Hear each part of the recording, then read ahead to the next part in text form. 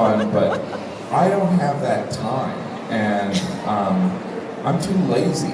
And I'm not bored with regular food. I just want the closest, best burger, you know.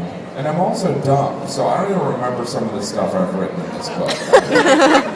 Glenn, if you could bring up a question and then read the section, and then I'll just sit here and look at the audience. Well, actually, if you buy this book, on pages 28 and 29, one of the genius things about this book, it's called the Jim Gaffigan Food Map. Yes. Can you explain that to us? I thought it was brilliant. Well, this is very important, and it's important for the children mostly, is that, you know, I live in the United States of America. And I'm joking. You guys look at me like, please don't be a jerk. But, you know, the U.S., it's like there's a lot of, you know, people, you know, we look at a map and we see red states and blue states in America, and I don't see that. I see food. And so when I see this map, I thought it would be instructive, really for everyone, to look at America and see some of the food regions that I'm describing. And some of it is the Northeast, which is similar to the Maritime provinces. It's just sea bug land. There's just bugs that people are eating.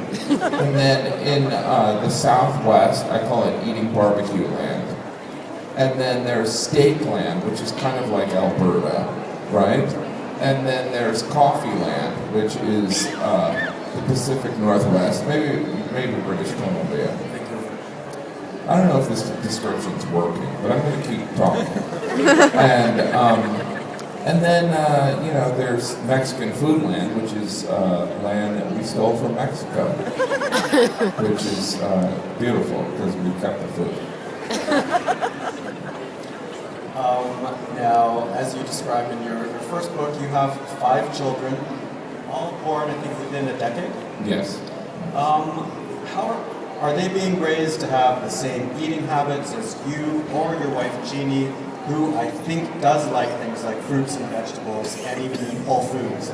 Yeah, I mean, I should really meet some of those kids that I am the parent of. Now, I have, my wife is amazing and fertile. And so she is raising my children to eat healthy and to, I wrote this book with my wife, and there was a time when we were writing it, she kind of pleaded with me to include a disclaimer at the end saying no one should live their life like this. And but our children are raised eating health food. You know, my wife buys a bread that I'm pretty sure is made of tree bark. And so we're only eating healthy things, and I'll eat with my kids and I'll pretend to eat vegetables and I'll pretend that I'm enjoying them. So yes, and my wife is a very positive influence. And so I'll eat with them, and then a couple hours later I'll have dinner number 2. Okay, but there's photographic evidence in the book of each one of your children at this place that I have to go to next time I'm in New York called Katz's Deli.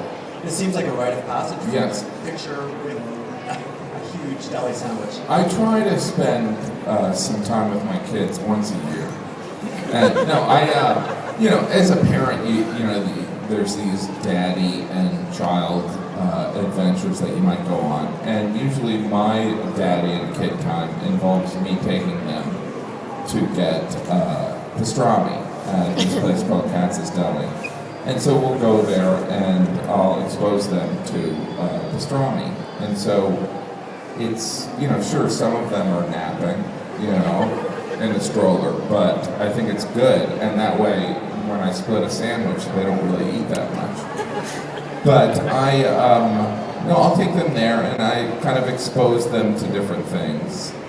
And some of it is food that I enjoy to eat.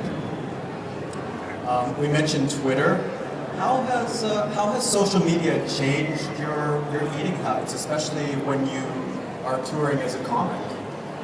Well, Twitter is really, I think it's really fun, and it's kind of this living notebook for comic ideas. And they don't have to be well thought out or super funny. It's just kind of a tablet to put down notes.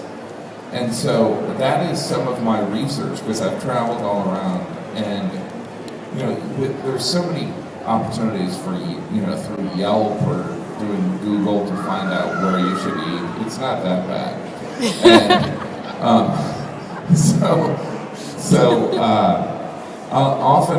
I'll say, I'm going to be in Winnipeg. Where should I eat? I'll post that on Twitter or Instagram, and people will provide suggestions. So that's kind of my research that I did for this book. And I imagine when you went to these places, you could, because you were writing this book, you could expense all these meals? I never thought about it that way. But, I try and hide some of my unhealthy eating from my wife. So if I do eat at a fast food place, I will pay in cash so that it doesn't show up on the credit card bill. Just a little tip for some of the fellas here who want to be deceptive to their wives.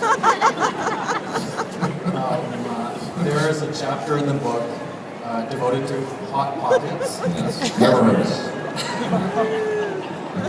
Which, like it or not, got you a lot of exposure. Yes. We actually don't have that here in Canada. We call it something else, as you point out in the Yes, book. they call it hot stuffs. Yes. It's even more stupid. Yeah, it's and you guys are supposed to be the smart ones. Like in North America, we're like the dumb ones, right? And hot stuffs. But sorry, I cut you off. Well, is this the final word? Is this the last word in Hot Pockets for you here in print? It's strange. Hot Pockets is this blessing and this curse. I mean, it's those jokes or series of jokes changed my career, and it's often kind of it's the first exposure someone will have to my comedy. But I certainly don't need more people yelling "Hot Pocket" at me at the airport. And I'm never sure how to respond. Thanks, or "Hot Pocket" back at you. And sometimes they'll be behind me and they'll just go "Hot Pocket," and sometimes it hurts my feelings. I'm like, what is that supposed to mean? But it's strange. It feels like this blessing because Hot Pockets is always introducing a new product, and they're always in the news. There was a recall of Hot Pockets not that long ago, and I didn't even know you could recall food. It's like, just throw that stuff out, right? They're like, send it back in, we'll replace the transmission or something. And because they discovered that the meat was unsound, which sounds to me like they're hiding something, right? It's like, is it poison? It's unsound. I wouldn't feed it to a baby, So. I'm curious, is there any plans for like a PBS style tie-in series? Ken Burns did it. We could travel to all these places you talk about. I want to now go to Shoop's in Illinois. Yeah, that's Zombie amazing. Burger in Des Moines. Yeah. The burger after you, I think. Yeah, they it's very flattering because I just love the cheeseburger. I think there are pizza people and there are cheeseburger people. That go to what you want to eat. Some people, are you a pizza or are you a cheeseburger guy? Pizza's easier to find in this city. Yeah. Because a lot of the good burger joints. I mean, we're not talking about like McDonald's or Burger King, right? Yeah, no. A lot of them close early, but the pizza places are open until 1 or 2 in the morning. Yeah, it's like that food that kind of stays. Like I love a burger, and I kind of talk about it, where you have the burger and you feel like you have to talk about it the next day. It's like it's like a great vacation. You're like, remember that burger we had? So that's the kind of burger that I'm talking about. And Shoop's is a great burger. And I'm sure there's an amazing couple burger places here, right? I would have to think, Burger Priest? Burger Priest? Burger's Priest. That sounds weird. Why don't we call it Burger's Priest? I don't know, because it's an insane name. We can put it right next to Satan's Falafel. Holy Chuck. What's that? Holy Holy Chuck. That sounds good. You know, I have to think that Alberta's got to have amazing burger places too, right? I don't know. I don't know. Can you guys go and find out? I'm not going there. Big Chuck? Don't get it? You know what's weird? It's like I'm used to, like, have you ever had a burger in? I know I'm in a different country, in like in Europe or in.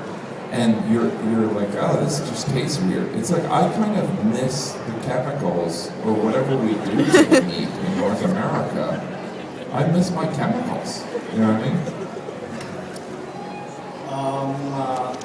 One of the things I've always been interested in. Does it feel like we're doing this in the middle of a Walmart? A little bit like we're in a Walmart.